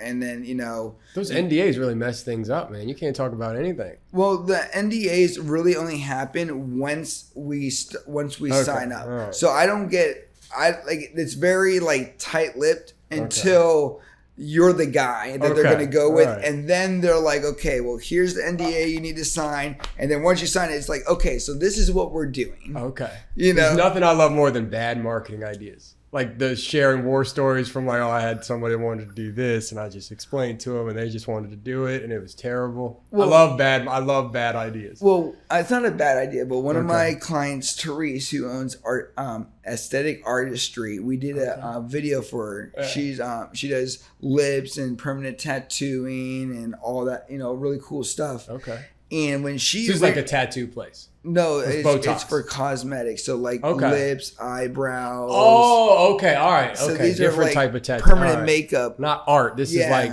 They can do like areolas for women that have breast cancer. They can draw the nipple back on and make it look realistic. Holy like moly. Yeah, and like it's a drawing? Well, no, it's a tattoo. No, what I mean, but like it's like it's like flat. It's like it's like ink under the skin. Yeah, but the way they tattoo it, they add the shadows and everything, and it really looks like it's there again. And one of our other clients, Lauren, she owns Inner Beauty Inc. They're friends. Well, anyways, Teresa reached out to us, and she had an idea of like doing this soft music and with a shot like of a waterfall, and you know, like all these like different accents of, you know, like calmness, if you will. Yeah. And, you know, we said, hey, listen, that's a great idea, but if we're going to shoot a video about your business, it needs to be what the client is going to see, how you actually interact with them, what we're going to do, you know, the tools that you use. And we were actually able to work with her and create an amazing video that we shot with only 5 hours of time together. Okay, that was the 5 hour one. Yeah, you know what I mean? Because we have different packages. So it goes either like by day rate, if it's just like a one-off, or it's not a part of one of our packages that we offer. And then we have different packages based on like the level of type of video what you want to do. If you want to do monthly, or you're trying to do a big video, you know, so it works out differently.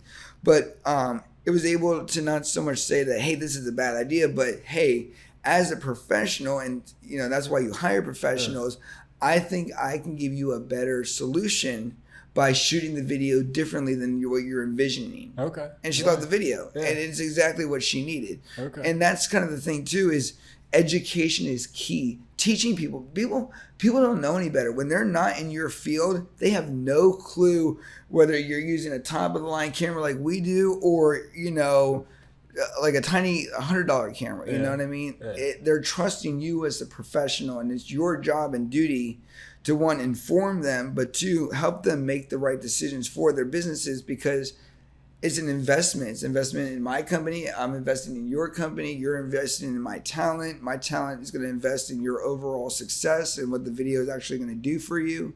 So cool. Yeah. Sorry, got taken away there. No. I love the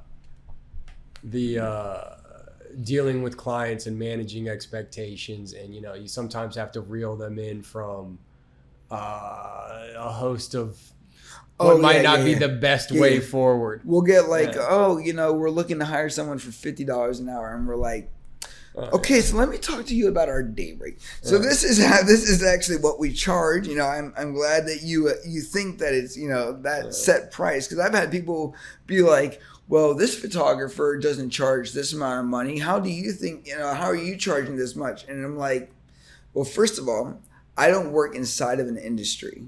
I am my own industry. I'm my own company. So there is no set value of what I do.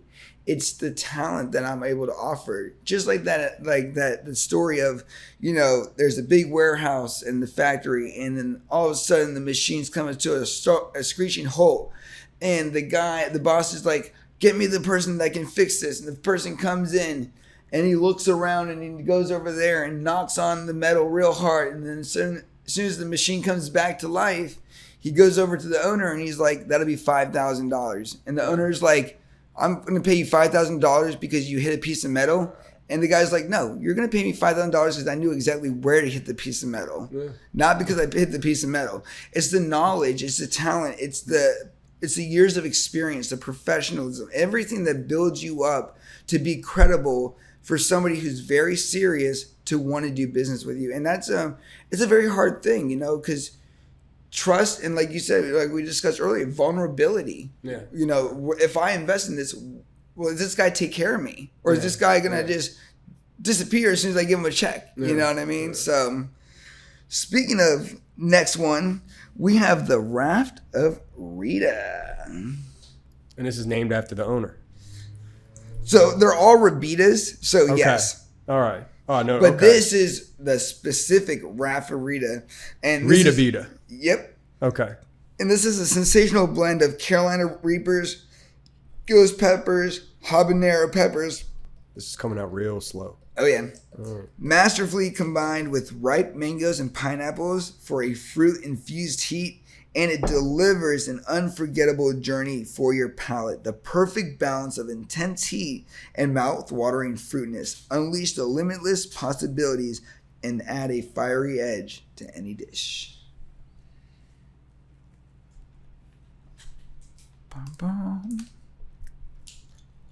That's not as hot as I thought it would be. What is that, a 4? Mm-hmm. And what's it go up to again? I know that 5. Was it goes up to 5. That's it. That's like the whole scale. Yep. Okay. But and like I keep saying, that's the point. She's not trying to burn the shit out of your mouth. She's trying to get you to understand that these hot peppers in the right setting can be very flavorful and very tolerable, even to somebody that's really sensitive to heat. Good stuff. All right, so now that we're kind of coming to the end of the episode, I have a couple more questions, and then what we do is this thing. It's a Larry King tribute, and it's called "If You Only Knew." And I have a series of Larry King tribute. Yeah, I love it. I always watched Larry King with my grandmother, who I was very close to. We're not gonna take any phone calls or anything. Nope, you're just on the air with Larry King. Okay. Yeah, right. Do you need to phone a friend? No, I didn't know if that guy. I didn't know we were going to go full Larry King on it. That would have been great. Well, I got all the questions from his interviews, so that's why I kind of dedicated to him. Okay. Because I don't want to be like, oh yeah, I came up with all these great questions myself. You know, I love. I'm a big fan of Larry King. I missed the little set behind them with like the little dots or the world and the little light bright setup or whatever he had. I don't know. Peak 90s. Let's put this here so I keep dropping this shit. All right. So pretty much, we talked a lot about, society, life, evolution, growth, vulnerability, a lot of different things. What is the future of hyperbole? Where are we going? One of the things people always talk to me about is, there's certain publications, there's certain formats and mediums that are kind of on their way out. I think everybody knows, has an idea of, kind of what I'm referring to. And I think what will replace it is kind of what everybody's, I don't know, want to say wondering, but I don't know if anybody really realizes what's going to eventually replace, that newspaper, morning newspaper, or that morning radio show. I think it'll be something along these lines for the time being, but I also think at a certain point it's going to evolve into a different form of entertainment. For instance, if you were to tell me when I was 15, 16 years old that we would be enthralled with 30-second vertical videos, scrolling through that, I mean, that sounds like something out of some dystopian future movie or something. And now here we are, the morsels of little entertainment from these different ESPN or whatever have these even smaller than that. So I think from Hyperbole's point of view is, or at least my point of view is, if it's a long article, some, long-winded, very detailed prose article, 1,500 words, I can do that. If it's a live stream down the streets of Fredericksburg with, tear gas and flashbangs or whatever, not flashbangs, but whatever that format is, if it's photography, that's where I kind of position myself. I can compete as far as documenting an event and putting it in a format, whether it's TikTok or whether it's Instagram or Facebook. And they're all three are different as far as what content people prefer. How obviously you would know you wouldn't put the same thing on Facebook. There'd be a much different video on Facebook. Maybe not now, but I do the same thing on probably the same. So but it's a different format certainly than what it was, vertical video, horizontal video. Certainly, probably I would imagine editing for a reel is different than editing for something like this. It's actually, believe it or not, it's the same. Okay. We would just turn the camera sideways, and then what you do is when you go into Premiere, because that's the editing software we use, we would set the sequence to... Not from a technical... I don't mean to interrupt. Not from a technical standpoint, but from I'm going to film this 30-second clip, but this will be a 2-minute clip for this platform. There's certain... not even from like a file standpoint, bit rate or anything like that, or resolution, but from I'm going to film this piece of the interview for this longer chunk will go here, this full interview will go on my YouTube, my Patreon, or whatever have you. So I think just versatility. What doesn't change is it'll be the focus on Fredericksburg. What doesn't change is it'll be authentic, sincere, honest, forthright. I think what changes will be the medium. How it's done. Maybe it'll be more interviews. Maybe it'll be, who knows? So I think versatility is paramount in whatever transition.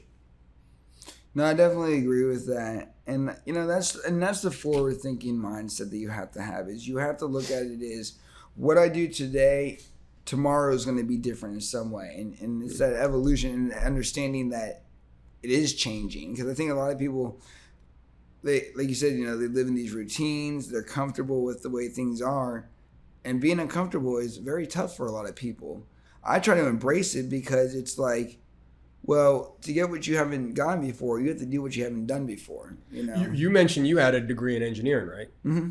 So you didn't take, I would imagine, a big chunk of videography classes or composition or photography. Maybe you did. I never took one photography class. Okay. I've never taken a marketing class. Yeah, see? Some people are just talented. When I was younger, I used to play, when I was 13 years old, I got my first camcorder for Christmas. And I usually used to make stop motion Lego videos. Is this a little Macaulay Culkin one? No, mine was a JVS. Okay, all right. But I would make stop action Lego videos, and I would shoot all these videos and everything. Even when Tom Hanks came to the World War II Memorial, when they first opened it, I had my little camera and I was filming that.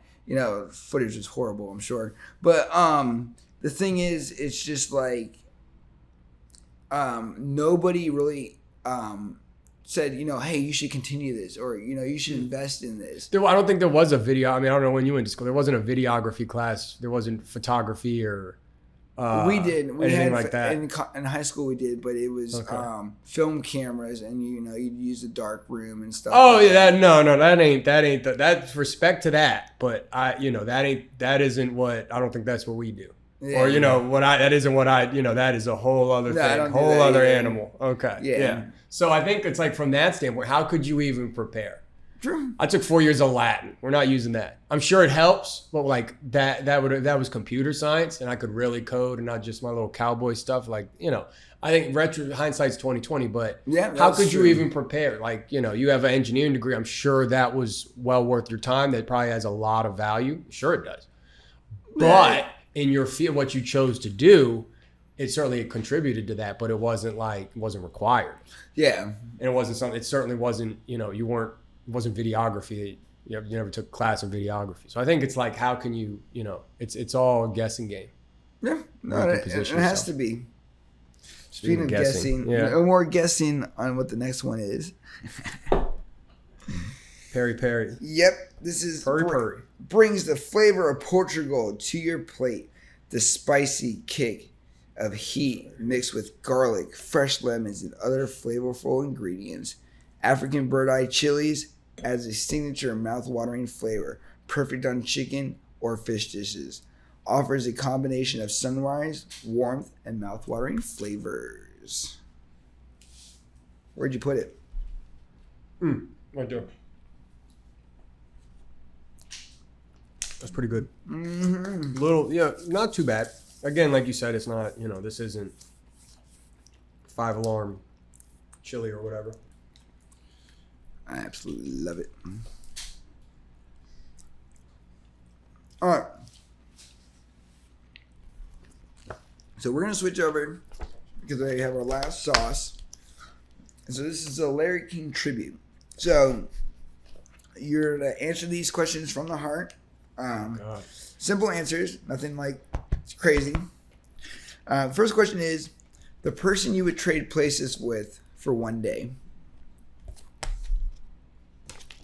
Trade places with for one day. Mm-hmm. I don't know.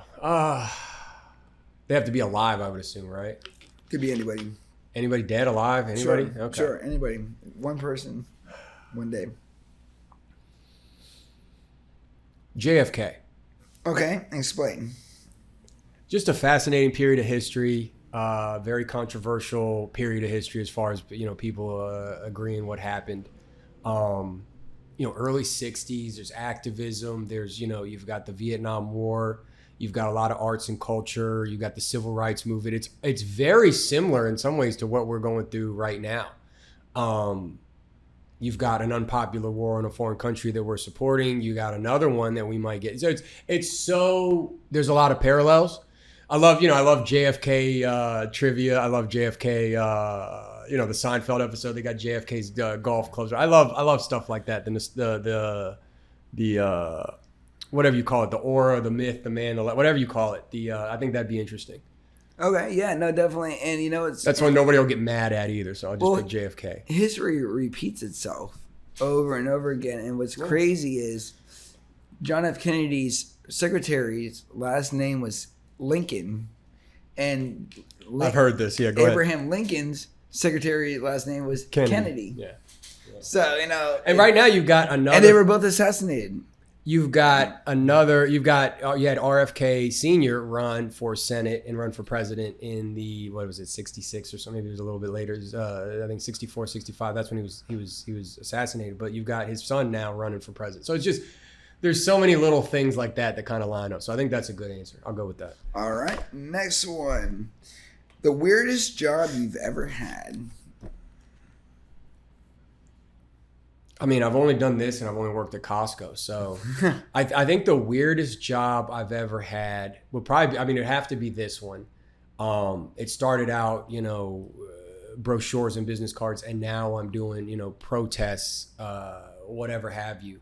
I still do brochures, I still do that stuff, but it'd have to be this one. To be like looked at where I remember I did one post. It was somebody had run into the sign outside of the Battlefield Park, and they didn't get hurt. They just like hit it with their truck or whatever. I remember I put up like a little playful, like somebody went joyriding, and immediately it was misinterpreted. Like people were like, I don't think they were joyriding. I don't think it was like somebody really hit this. And I was like, no, I was just trying to, somebody hit it, but I was trying to let people know you really want to go slow down here. So it's completely misinterpreted. And that's when it clicked. Like people, when this content pops up, there's no room for like metaphors. There's no room for jokes. There's no room for nuance. It's like you have to say what you mean and mean what you say. You have to be accurate.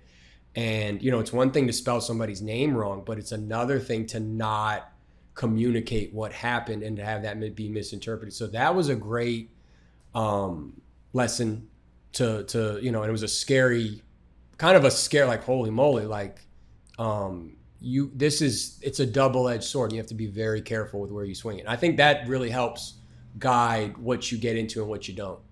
And that prevents you from taking sides. That prevents you from getting invested with one side more than the other, because I'm not sending a cameraman out there. I'm not sending some journalist out there. It's me out there. So if somebody has a problem with it, they're going to pull me to the side and talk to me about it. So I think that all lines up, and it's all bizarre.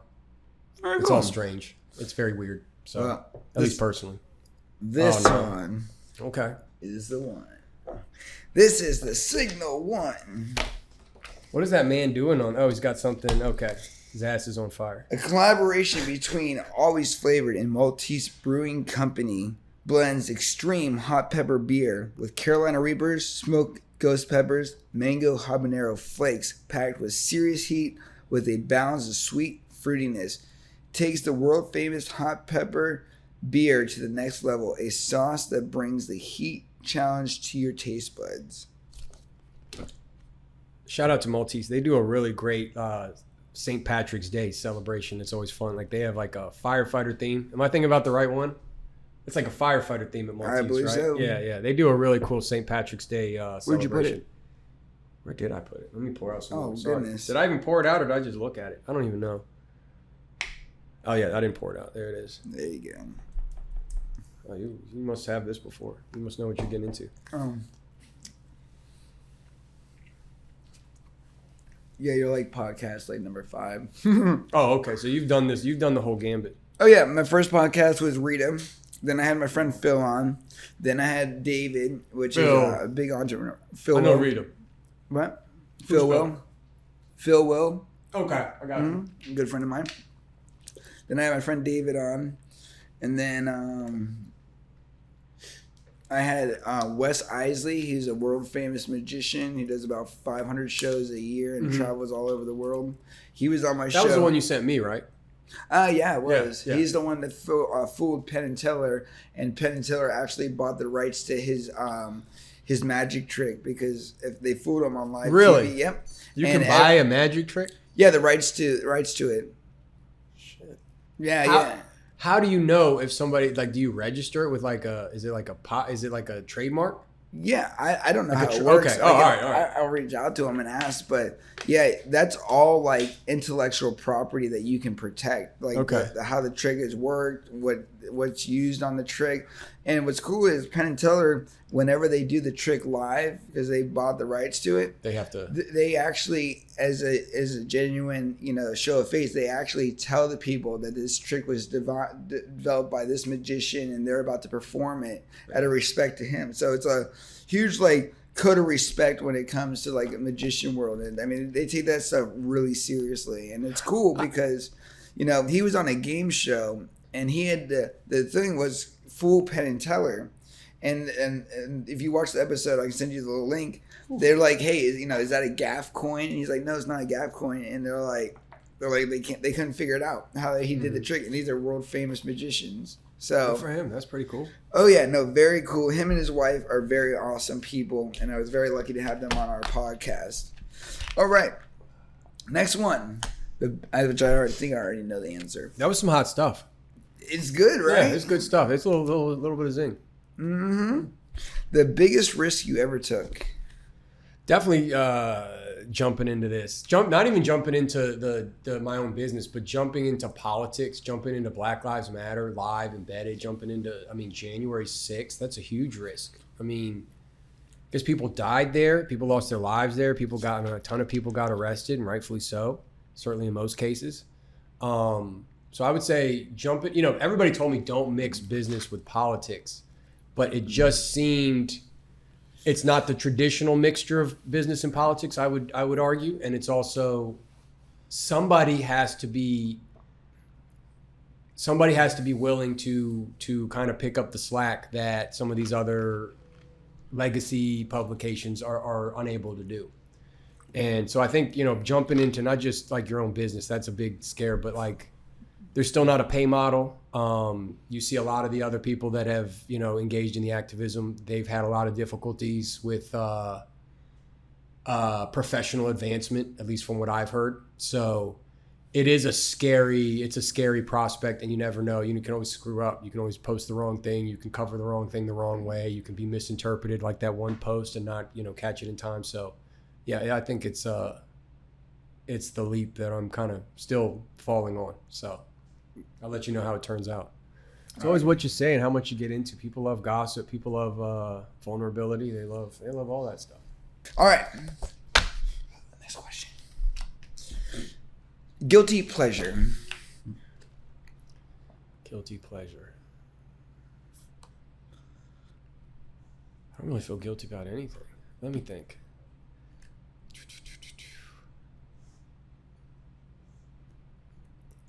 I work a lot of hours, and every once in a while I get to sleep in, whether it's like a holiday or whether it's just something not going, like it's a rainy day or something, an event was rained out. So I would say kind of taking some time off and unwinding, spending time with my godsons. I got to watch the Cowboys game last night. So I'd say that. I spent a lot of time working, so I would say that's the guilty pleasure. Other than that, I play some video games. That's some, you can blow time on that. That's all. You always feel guilty about that. So I would say time off, time away from the hustle and bustle. Yeah. But it's, you have to do it at some point. Yeah. I really enjoy what I do, so it's not, it's not work. And that's the great thing is when you love what you do, it's just more things you just need to get done so you can get what you want out of this. Yeah, it's like, it's a purpose or whatever. It's identity. It's a validation. Yeah. Well, it's like Billy Joel says in the song Vienna, you can get what you want or you can just get old. Yeah, I got to check out Billy Joel. I don't know Billy Joel's song, but the song Vienna is actually a metaphor for the future. And what he's pretty much saying in the song is the future is going to wait for you.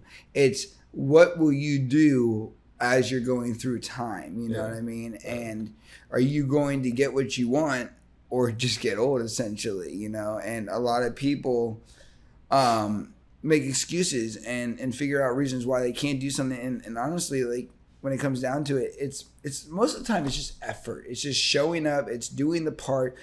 It's failing. It's not looking perfect, but it's you being there. And whatever happens, it's not so much about the outcome. It is more the experience. Like for instance, like you could shoot an okay video, but if you provide a really good experience for a customer and you're really on top of it, and let's just say the videographer that did their best, but it was just okay, but the level of interaction that they have with the customer, that level of interaction can really help like facilitate, something that is,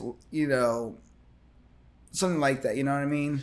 I think I do. Like you can make up for certain shortcomings with the right idea, with the right content, exactly. With the right message. Yeah, that's what I'm trying to say. But you cannot dress up the wrong message, the wrong content, the wrong idea with technical transitions or effects or pyrotechnics. Yeah. You can it goes one way but not the other. I think is how I would summarize it. Oh no, you're 100% right. And it's like in the camera world, it's like they say, invest in your glass. You can have an okay camera body, and as long as you have really good glass, you'll be able to perform very well. If you have a really good body but shitty glass, you're going to run into a problem. You know what I mean? So it's kind of one of those things where you learn how to facilitate people in good situations and bad situations and time of need. That really helps. I think that also helps you because then people see you as compassionate. Wow, this person really cared about me. So the next time I'm going to think about them because they're going to think about me. Yeah. Next one. Best compliment you ever got. Oh, people like, I always laugh when people say, oh, you're CNN or you're Fox News or something. I'm like, God, if you only, like, I mean, I'm going to beg to get gas money on the way home. So no, I think anything like that's like, that's certainly not the best compliment, but that's like my favorite is when people mistake me for something much more like structured or significant than what I am. And honestly, like anybody that says, that like I get, it's crazy. People sometimes, they recognize me on the street. I'll walk in for a project and people will see, they say, are you the Hyperbole guy? I see your dogs are downtown. I see the otter or whatever. And, that always feels good. Anytime, I think George Carlin, I'll pull out my, like my boomer reference. Yeah. George Carlin said, I think like the key to happiness was doing something you love, doing something you're good at, and doing something you're recognized for. And I can only add to that, like to be able to kind of make a difference, or to just be able to, whether it's there was a fire and I featured the fundraiser afterwards, and it got like 85 people click through and it raised $12,000, and I didn't raise all of that, but I certainly helped. To be able to kind of not just feature the story, but to also kind of add, whether it's closure, if it's a shooting, I go to the candlelight vigil. So there's a silent reward with that's beyond money, beyond validation. That's like almost a place like the Civil Rights Trail, a place in history in some ways. So I think that, just, being recognized in that equation from Mr. Carlin. So yeah, no, I couldn't agree more with the entire statement. And, one of the biggest things you can do for somebody that you truly appreciate in that aspect is, one, obviously pay them for whatever they're doing, but two, to let them know, because a lot of times, you go through life and you're so critical of yourself because, at least in my case, I'm pretty sure you agree, you seem like the same type, but I'm like a perfectionist. I want it to be like in the movies, like, like Hollywood. And then I realized that not everything is designed to be Hollywood. Sometimes it's just to be designed for what it is. This is getting back to like what's on your Instagram feed, but you have those little companies that might be bigger than yours, that might have started sooner, and you kind of chase them. I love Brute. It's like this media company in France. They do vertical video, and it's like you have these things you chase. You're like, well, I want mine to have that impact. I want mine to have that angle. And I don't live in France, so I don't have the Eiffel Tower, but I can get Gulricks, and I can, you kind of have those things that you chase, but you don't want to lose who you are and like what your offering is. But no, I know what you're saying. Like there's your little shooting stars. You're trying to kind of match that trajectory. Yeah, and you have to create those short-term goals, because those goals, those ideas, those wants, that's going to give you the motivation and the energy to actually make it a reality. If you have that, you kind of nail that angle, you nail that transition, or you nail that whatever in videography. I mean, I'm sure you have your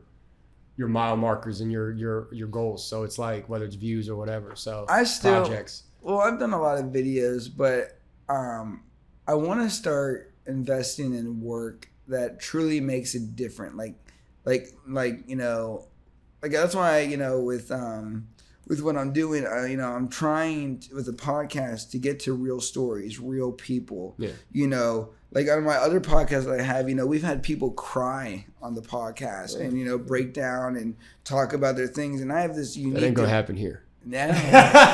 No, I'm just kidding. Go ahead. Some onions. Here. I was going to say, get some more of that hot sauce on there. There we go. I'll make you cry. Yeah. But, I think, too, to sum it all up, it's what do you want to leave behind? Because at the end of the day, we'll all be gone one day. But what remains is what we built and the impressions that we left on the world and the things that we did here. Because, like my wife told me, we were in the kitchen the other day and, I was freaking out because I was trying to get work done and I need to get back down and start editing or whatever.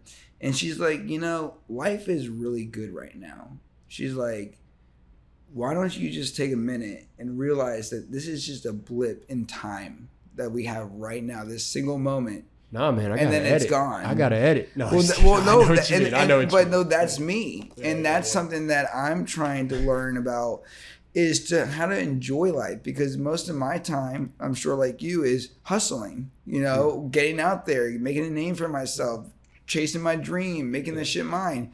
But then I realized at the end of the day, but what does it all mean? Like when and that's what I talked to my therapist about is like what is the purpose? Why are we all here? Why are all these things happening? And does it even matter? Because when you die and stuff like that, it's just like, do you even think about anything like world events like that, or is it just like, you know what I mean? Because I watched this this Instagrammer, I don't remember his name on the top of my head, but he had cancer, but he didn't die from cancer. He actually died from the radiation and the chemo that caused another like infection or something within his body. And he got to get his leg amputated and everything. Well, he was put on hospice. Yeah. And he was going to film himself all the way to the day he was dead. Mm-hmm. And they gave him like 14 days to live. The last video was posted on day 8. And he said that, you know, and this is why I kind of like strive to, you know, to kind of be like this guy, you know, is, you know, he's going to smile in the face of it. And, you know, to the day that, you know, to the end, you know, and realizing how important life was and how, you know, that's why, like, with all this war and stuff, I just don't get it. It's like people just die, but that's it. Like, it doesn't get better. People just die, you know, like your moms, your dads, your uncles, your brothers, your sisters. But for what? For, you know, and not to get political, but, you know, the people that are not empowered, do we even agree with this? You know what I mean? Do we even like care enough? Like when they asked Russia if the citizens of Russia, if they wanted a war, most Russians said no. They don't support what's going on. They don't want a war. They want peace, you know, because you know, do we share the same skin in the game? We're all human. And I think that's what we need to go back to thinking is the reason we survived is because of civilization, socialization. That's how we've evolved. I think not to get depressing or not to get please get depressing. This is what it's about, dude. It's about depression. Is real. Yes, we're about making the people depressed. In all seriousness, I think there's a dissonance with how we treat each other, but I also think there is a dissonance just from somebody who brushes shoulders very occasionally with some of these elected officials on a very low level. But just to see locally, there's a dissonance between what is said and what is done. I don't want to, you know, pick on anybody. I don't want to make any examples. Yeah. But I think we can all spot within our spheres of existence times when people in charge have said one thing and done another. Oh, the news brings it up where it's like 2030, like 1999, 2023. Yes. And I think, you know, as a result of that, you know, I'll just pick on Alec Baldwin. Like that was one that got a lot of attention where, you know, you have a guy who had something bad happened on set and a lot of people were very skeptical as far as whether he got due diligence or due justice or whatever. That young lady that I don't remember the name off the top of my head, apologize. But, you know, there's a lot of whether it exists or not, there is certainly, from what I've seen, a tremendous amount of skepticism amongst working class, you know, people, regular folks, I'll call them, the underclass as well. I don't, you know, working class and below, I guess I should say. I don't want to offend anybody. And I think it's almost to the point where it doesn't really matter what the actual relationship is with like the elite or whatever you want to call them, people in charge or people well off versus normal folks. But it's just the perception is so overwhelming in one way that I think it's at some point it's going to become a real issue. And I think we've kind of seen some of these simmering things become real issues before, whether it's Black Lives Matter, whether it's Palestine.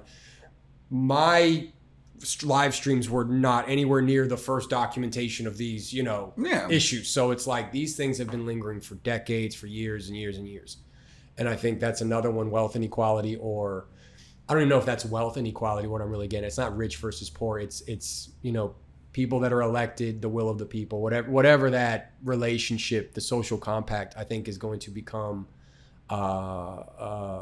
relevant. Yeah, and I also think that justice is blind.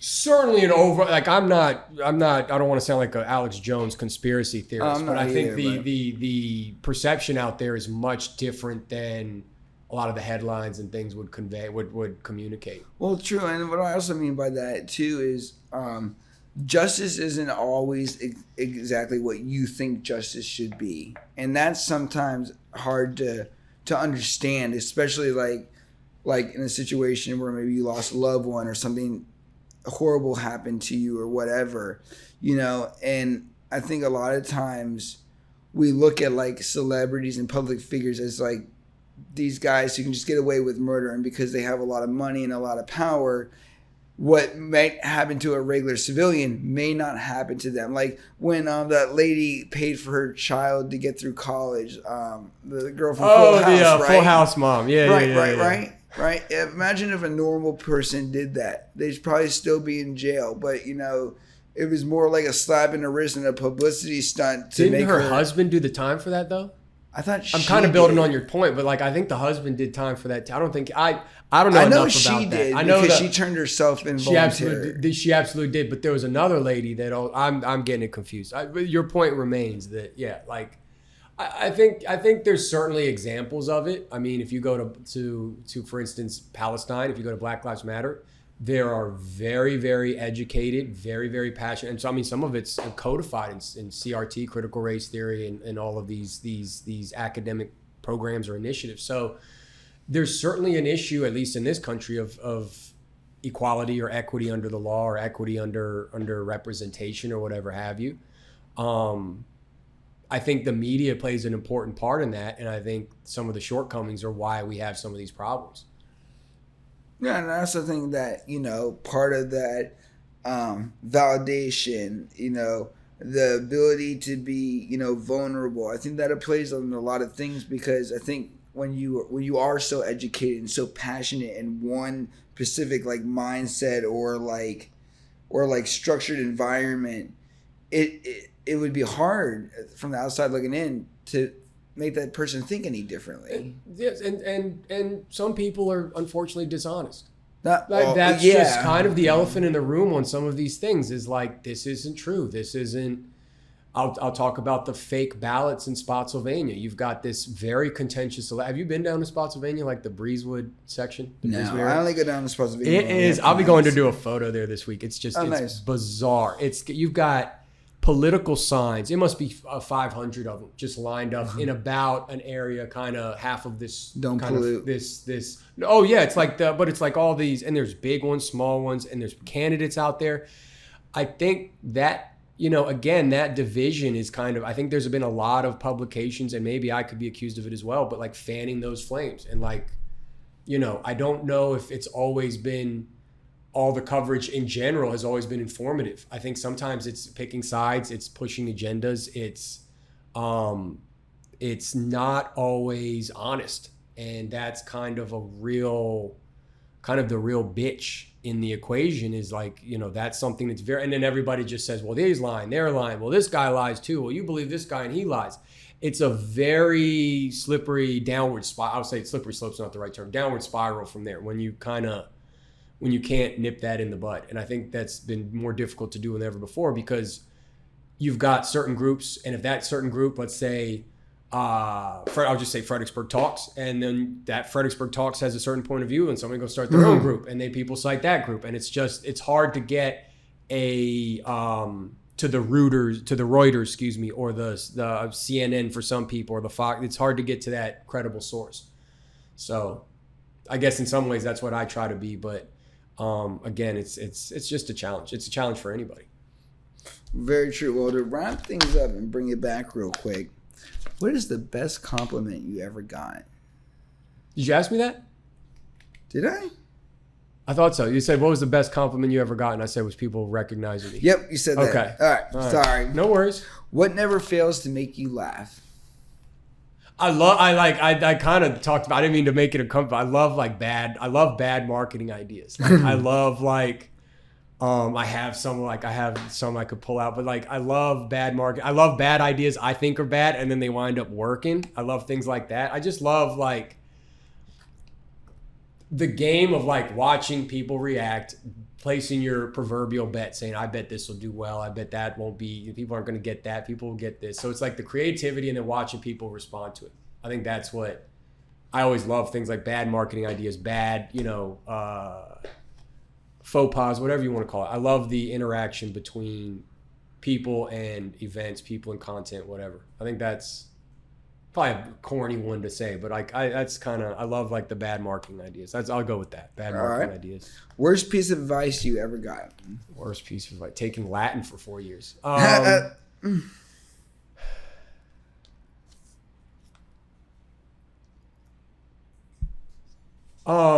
Just listening to people that probably didn't have your best interest, like that are giving you advice for them versus like what's best for them versus what may be best for you.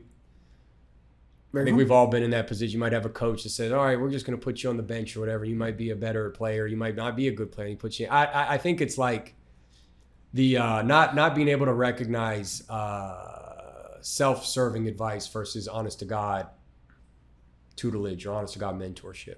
Very true. Something you wish you were better at. I wish I was more patient. Me too.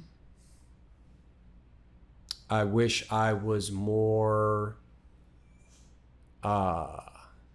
open with people. It's hard for me because I don't want to take credit for things. Like people will thank me when they see a story they like and they'll say, thank you. And I'm like, I didn't do any. I just showed up with a camera at the very end and took a photo.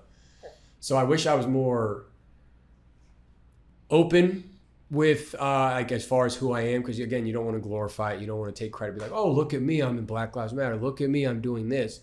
But you also want people to know who's doing it. And so I think being more personable with people, maybe open.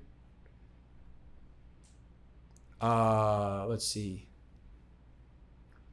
I wish I could code. That'd be really nice. Again, that's Latin. So yeah, I'd go with those three things. Very cool. Well, I really appreciate you being on the episode and really kind of sharing everything that you do. And if you guys haven't checked out Hyperbole, go ahead and shout out the social media platforms and where people can find the most about you. Yeah, again, that's Hyperbole for a lot of people. Hyperbole, HYPERBOLE, FXBG, like Fredericksburg, and that's on all platforms. That's a website as well. And yeah,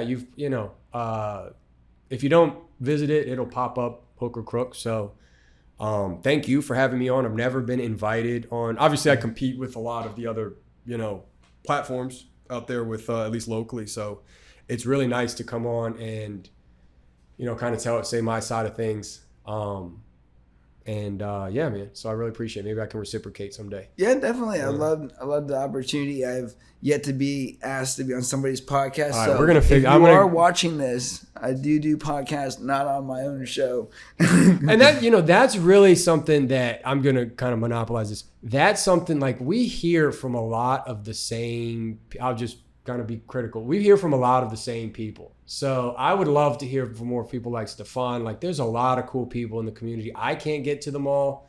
So I would just encourage everybody to like branch out and invite other people on. You get a lot of different perspectives. You'll learn a lot. And I think,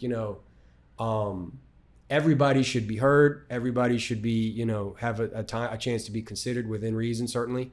So yeah, I mean, just to echo that. No, I definitely agree. And thank you for saying that because, there are so many talented people in this There's area. A lot of knockoffs too. Well, I don't know if you saw The Voice. I don't know if you saw The Voice. Michael Huntley. Yeah. Yeah, I'm trying to get him on the podcast so we can talk about, the trials and tribulations of being a musician, which, being a musician nowadays especially is more harder than probably ever because you got so many publications, you got so much media that you are now trying to get an algorithm of everybody that's doing it, but everybody sings. Everybody's got a cousin or a mother or a brother or whatever that can carry a tune, and he really can. So and the fact that you can invest in yourself so much that not only can you affect yourself, but you can inspire those who are already above your level. Like if you heard some of the comments from like the judges and everything, you know, being referred to like as Chris Stapleton and all these other, you know, you got a 4-chair. That's a big deal to get like all 4 chairs. I've never watched like they were instant too. So, you know, again, that's like, I mean, he was here. I mean, I guess I'll throw myself under the bus. He's been here for 2-3 years. I never did a feature on him. I never see him on in the paper. I haven't seen him on the radio station. So again, that goes to kind of what I'm saying. Like if you're one of these people, whether you have a big audience or not, to branch out and you can find, I don't even want to call them diamonds in the rough, because that's really like not what they are. They're really diamonds in the whatever, the environment. So there's a lot of cool things in your backyard. You don't have to go to Hollywood, even though that's where he's headed. You don't have to go to Hollywood or some of these places to find interesting people. Like, I mean, there's Kentrell Washington's one of my favorite. Megan Cotter at Micah. Who else? George Coghill, football coach, Super Bowl champion. Like, there's so many of these interesting people. There's a spot right down here. There's a little Dominican barbershop, like the Nostalgia, cool brick. I mean, there's just so many cool places, cool people, cool individuals. And you know, we have, like, for the most part, a recycling cast of really interesting people, but it could certainly be broadened. So yeah, hit up Stefan for an appearance. I mean, I had a lot of fun. I really appreciate the questions. Dude, awesome. I really appreciate this. So shout out to Always Rita Flavored. At Always Flavored. Thank you so much for allowing us to. Yeah, and this podcast would not be possible without. Well, it probably would, but I wouldn't have such a great location and be able to do the hot ones with original sauce that's made here locally in Fredericksburg. If you haven't been to Always Flavored, you're really missing out. This is like a hidden gem. When you're here, you definitely got to check out the menu. Everything is inspired by her. All the sauces are made at her facility that she has. It's all commercial grade. It's really good things. And when you deal with passionate people like here and Rita and just the people in the community, there's just so much that can be done that, you know, it's like the circle of life. More to be done than that could ever be. More to do than that could ever be done. Yeah, no, I mean? Yeah. It's like I said, there's a lot of cool things just in your own backyard that people don't even realize. So. Yep. Well, we'll see you guys next time. And good luck, Steph. Appreciate it. Thank you, man.